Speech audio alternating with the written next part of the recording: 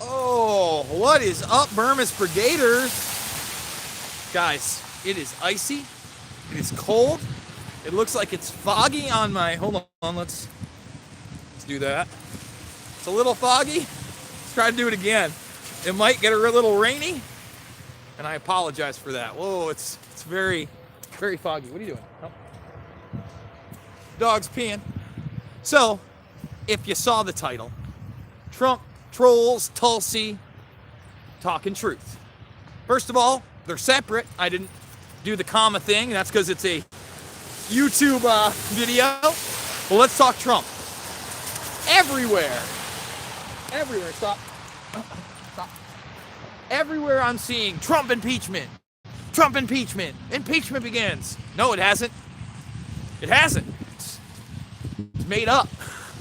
It's the pivot from there was no Russian collusion to we couldn't get him on obstruction of justice to now let's turn around the crimes of Joe Biden and the Obama administration in the Ukraine and somehow pivot that to an impeachment inquiry and investigation. Is anyone falling for this bullshit outside of the mainstream media?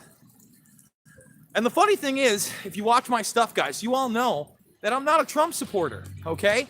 When he does something good, I'm like, hey, that was good. When he does something bad, I say, hey, that was bad. We can all act like adults.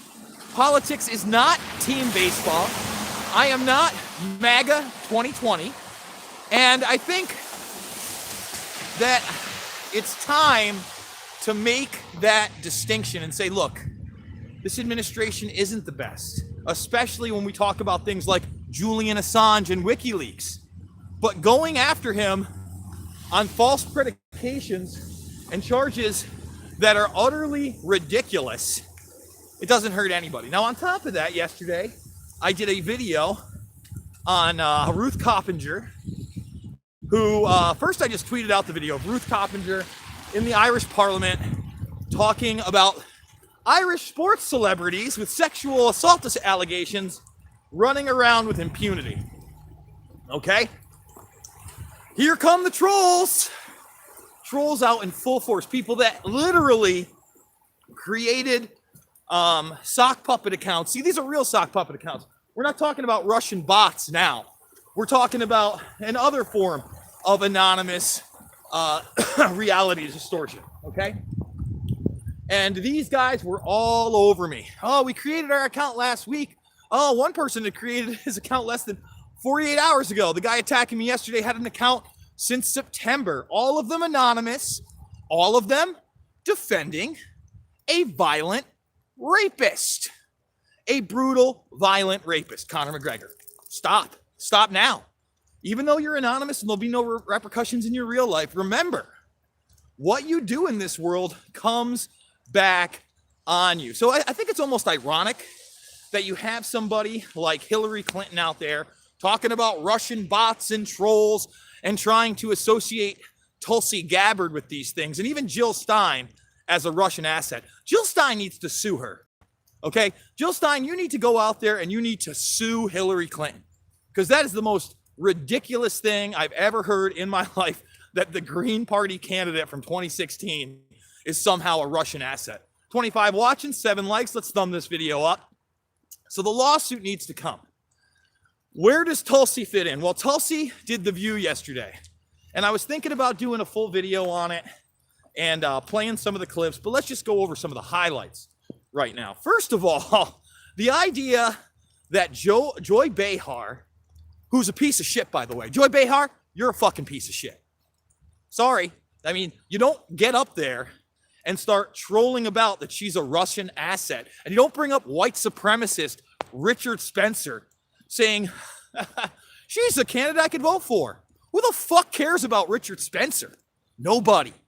Nobody, except for your half-hearted audience that has no discernment whatsoever other than he's a bad white supremacist. He has nothing to do with Tulsi Gabbard.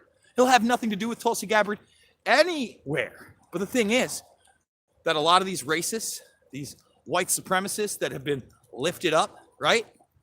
They're government approved. They're sponsored. They're FBI assets. They're the real assets. And they say, hey, we need you to endorse somebody we don't like. We don't want them getting any more traction. We wouldn't want them to be a real problem to our establishment candidates, such as Joe Biden, Kamala Harris, and others. That's the reality of the situation, guys. And, you know, how dare Joy Behar question whether or not, by the way, I loved it when she said, I believe the lies. And then she's like, Hillary Clinton believed the lies too. Bullshit. Bullshit. Again, Hillary Clinton knew from the very beginning that we were lied to about 9/11, that we were lied to about weapons of mass destruction in Iraq. She was part of the administration that went into Syria through the CIA and Operation Timber Sycamore. She's on camera talking about Gaddafi in Libya. We came, we saw, he died. And then she cackles like the witch she is. Not bringing that up. Not bringing up the fact that creepy Uncle Joe Biden, who really has no chance in this election, I would say even less of a chance than Grandma fucking Oatmeal. No one's voting Elizabeth Warren, all right? I have my buddy, call him Marinara. He's a big right-winger at times, and he's all worried that Elizabeth Warren's going to get the nomination. Even if she got the nomination, she has no chance against Trump. Zero. Zero chance. Somebody like her has zero chance against Trump. The only person, let me repeat this. Let's get some of that gunk out of the way. The only person that has any sort of real chance against Donald Trump is Gabbard. That's it. Anyone else up there is going to be eviscerated by his wit, his candor, and his intellect. Like him or not. He would kill Grandma Oatmeal in a debate. Elizabeth Warren might end up frozen in tears. It will be so bad. That's the reality of the situation. That is the truth that nobody seems to want to talk about. Okay? So I think there is more and more of a chance of a Hillary Clinton coming into the mix and trying to get elected. I know a lot of people say that's far off, but who do they got? I mean, think about it, guys. Who do they really have? I mean, let's be honest. Joe Biden, top tier candidate for them, not electable. Kamala Harris, somebody they're trying to push, not electable. Not electable. They know it now. Okay? Pete Bootlicker, he's another one. He's an establishment candidate they've tried to promote. He is not electable, and they know it. So who do they got left? They had to get rid of Beto. I think Cory Booker had to end his. They got nobody. That's what they got. They got a whole lot of nothing. Castro's not electable. None of these people are electable. None of them. Who's electable? Tulsi Gabbard. Tulsi Gabbard. And I get it, guys. I know a lot of you think that I'm just riding that Tulsi train without any discernment, and there's a lot of you MAGA 2020 heads. Let's explain it to you, okay? Tulsi Gabbard, although she has her issues, don't like the gun grabbing, okay? Don't like the CFR connections, okay? She said some troubling things on torture. Those are the cliff notes. But now, let's get into the great things she said. She would pardon Assange and Snowden. Meanwhile, Bernie Sanders, who again is not electable, comes out and says he's going to sign this whistleblower act. Okay. Why didn't you mention John Kiriakou? Why didn't you mention William Binney? Why didn't you mention, what's his name? Mark Klein from Hepting versus AT&T, all past whistleblowers that should be protected. Why didn't you mention Julian Assange? Oh, Julian Assange isn't covered? Oh, that's right. He's not a whistleblower. In fact, he's not a U.S. citizen at all, so how the fuck are we charging him with an espionage act? A made-up 14-part indictment, huh? Where is that? And there's only one person talking about it. There's only one person talking about the fact that Al-Qaeda is now our ally in Syria and that we fight side by side with them, despite the fact that we were told that they were the ones that caused 9/11.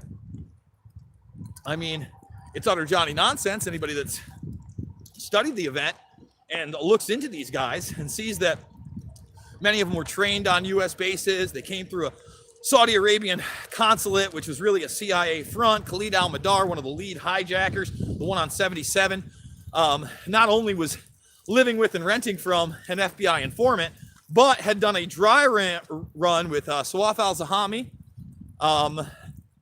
and two others in August, just before the event, on Flight 11, and it was reported by actor James Woods, the pilot, and the stewardess.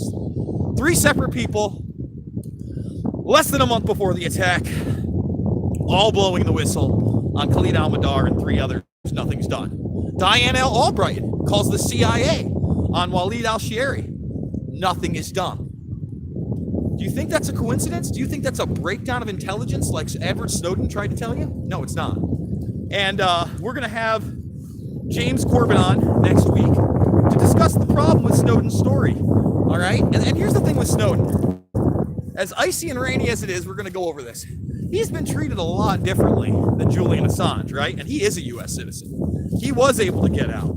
He says that he just rides the bus. He's not even under protective custody in Russia. Meanwhile, Assange was basically in an embassy for year after year after year after year, which was really, a pseudo prison cell. He was being spied on by the Central Intelligence Agency and others. And now he's in solitary confinement in prison in the UK beyond any reasonable sentence to be extradited to the United States under fake espionage charges. I'd say that's quite the difference. He's been tortured so much in there that he can barely speak his name, remember his age, or clear his thoughts. He can't see his lawyers. What does that tell you?